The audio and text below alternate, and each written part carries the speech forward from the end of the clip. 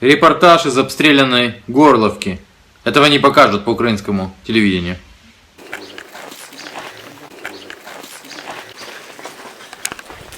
Вы зайдите вот через дом, там и осколки, и... Я люблю смотреть Анатолия Шария, как идет страшно. Смотреть, снимать не надо, если можно. Я вже еле двигаюсь. Ну, что ж. А еще перепугалась, что ты тут Да не дай бог, вы что. Может быть. Владику ж там не все сделали. Ну да, может быть, он в больнице. Ребенку ж прямо в голову осколок попал. Ага, что нас бомбит каждый раз? Это что, впервые? Это же не впервые. 89-й год. Одну войну пережила. И сейчас мучаюсь.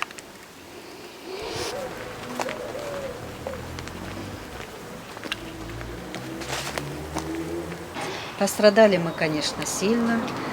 Вот. Мою внучку чуть не убила. На подушке. Я ее только выхватила, и полетели осколки. И на подушке прям такой хороший был осколок. Ну, мы так предполагаем. Дзержинск, Майорск чуть-чуть, вот так ближе. Вот. А прямо Дзержинск. Да. Что-то так. И там Артемовск, а здесь вот Бахмутка, больше и на Бахмутке стоят. Да, говорит, из Зайцева. Из Зайцева, Зайцева. Если уже начали войну, значит, надо доводить до конца. Что это за соглашение вообще и почему стоим? Я понимаю, политика, какие-то там у них свои дела. Я была недавно на рынке, и мужчина один живет на Бахмутке. Я думала, он говорит про ДНР, а он, оказывается, говорит за Украину, говорит, что здесь русские. Если бы русских здесь не было, мы бы, говорит, никто бы нас не обстреливал. Он сидит на Бахмутке, куда зашли украинцы. Все. А мы знаем, у нас тоже вон тут такая есть, кричит, если б не русские. Я говорю, где ты видела тут русских? Вот если б не русские, а мы все. все. Я, допустим, русская, я не украинка, я русская, живу здесь всю жизнь и родилась здесь. Почему я должна защищать Украину? Вот, пожалуйста, Толян, принесли. Вот с этой квартиры. Я свои все пораздавала. Ну, семьи Саша, со 4. всего Но дома. процента Нет, полтора. с этого вот своего дома, наверное, одна семья. Вот одна Не сказала, боятся, да. а я теперь с ней не здороваюсь. Сказала, что мой сын в ополчении, что я чудовище. Я говорю, как же я сказала? Какая мать их родила? Ага, нет, они когда нас обстреляли, я говорю, какая их мать родила, говорю, стреляют по жилым домам. Она говорит, а твои дети, ты тоже чудовище, твои ж там тоже стреляют. Ее дети дома, а ее дети Ну да. воюют, и она чудовище. И я чудовище, что они защищают нашу землю, наш Донбасс. А они, конечно, она ездит, пенсию получают в Мариуполь, куда там они в Артемовске получают.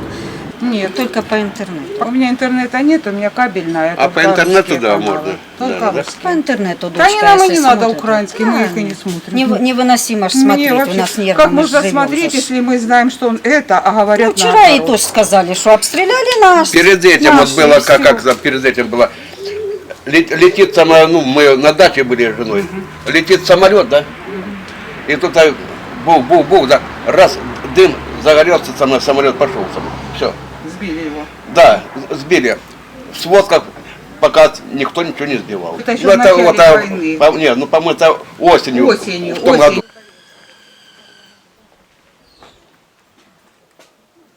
Отсюда, вот тут он лежал. Вот так он, видно, так вот подошел, а потом это, и вот так он лежал.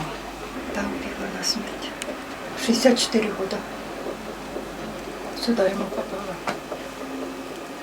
И в считанные секунды. Это вот мама Налина лежит, 90 лет.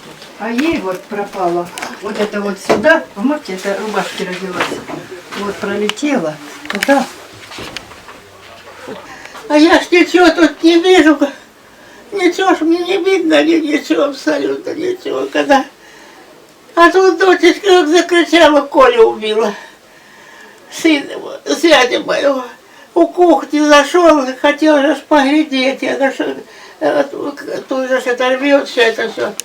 И она как раз там снаряд этот упал.